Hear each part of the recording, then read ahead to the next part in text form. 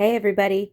So, when I'm working with women for my 12-step program through sponsorship, I will tell them part of their ninth step should be writing a letter to themselves, to their past selves, as a form of an amends to themselves, because we have the number one person we hurt in recover or in our active addiction and active alcoholism is ourselves. So, and when I'm working with women, I like to do the step work at the same time. And this time, my sponsee had asked me to write the letter I asked her to so that she had an example. And I figured, you know what? Why don't I just make a video on it so that if you're working your 12 steps and you're on the ninth step, what this activity looks like. And, if you're working with a sponsor, you can, shoot this idea. They may turn it down because everybody sponsors slightly differently, but I think it's a really great exercise as a form of self-forgiveness. So, I will go ahead and read my letter to you guys. And I tried to keep it, PG on here. So, August 16th, 2026. Dear Jessica, because I was born Jessica. I go by Trinity. I have since I was 16. That's another story. But my legal name is Jessica. So, dear Jessica, I am just now getting around to writing to you after a very long time to say that of all of the people that I have harmed in my life, I recognize that you are the one that I hurt the most. Of all the people I owe an amends to, you are the first person on my list. First, I am sorry for the fact that you grew up in an environment where performance and achievement dictated your worth.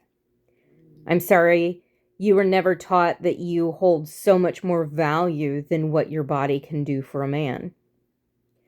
And I'm sorry that those who should have loved and cherished you the most made you feel stupid and incapable. None of that is true. And you made decisions that were life-changing because of the lies told to you by very sick, very hurt, and very jealous people. But those decisions are not held against you, and I hope that you know that I know that you were doing the best you could with what you knew and believed at the time. I forgive you for all of it. Looking back at the last 5 years, one may say that they only see breakdown and sorrow. But what I see is a person who needed to rest and heal from a lifetime of trauma and abuse.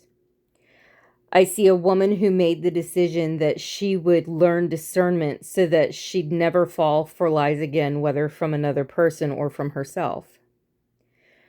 I see a woman who had to learn to stand on her own 2 feet while being slandered, humiliated, and lied about by others while her ex waged a campaign meant to destroy her. I see a woman who decided that wearing a mask to make other people comfortable had grown more terrifyingly disgusting than her fear of loneliness ever was. I see a woman who had taken accountability for her part and became responsible for making the changes necessary to grow a life that she doesn't want to run away from. I see a woman comfortable enough in her own conviction that she refuses to take on the accountabilities that are owned by others. I see a woman who is unafraid of what she may have to go through or what she may have to let go of in order to align herself with God's will in her life. I see you. I am in awe of what you've overcome, and I couldn't be more proud of the woman staring back at me in the mirror. On the other side of that long, dark night of the soul, you've found a gratitude for the simple things in life, such as good friends who love you for who you are and do not judge you for the relationship you have with your higher power. You've grown into a person who is always seeking for connection with God and consulting with her higher power for everything. Your family has been restored and you are thriving in your career and in your recovery. Thank you for being so brave and feeling your feelings when it got hard. I love you, and it only gets better from here. Trinity. So it can be as simple as that. It can be, it can be lengthier if you need it to be. But that just shows you, it's, I like to think of this as kind of a way of patting your inner child on the back and saying, you know what, you didn't mean to do anything, and you don't. Do you have the responsibility of healing and changing? Yes, absolutely. But you didn't know what you didn't know at the time. We don't go into our drinking careers thinking, I'm going to become an alcoholic or I'm going to become an addict. We go into it wanting connection with other people. And that is oftentimes the way people do that. Or we want to just unwind after work, or if we've had a hard day. We don't go into it with the goal of becoming addicted to this substance. And, some people never developed that addiction.